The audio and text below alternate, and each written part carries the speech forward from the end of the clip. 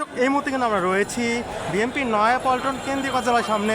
আজকে দুপুর 2:30 বিএনপির যে সমাবেশটি শুরু হওয়ার কথা তার ঠিক অনেক আগেই কিন্তু কানায় কানায় পরিপূর্ণ হয়ে উঠেছে নয়াপল্টন বিএনপির যে কেন্দ্রীয় কার্যালয়টি রয়েছে সেটি।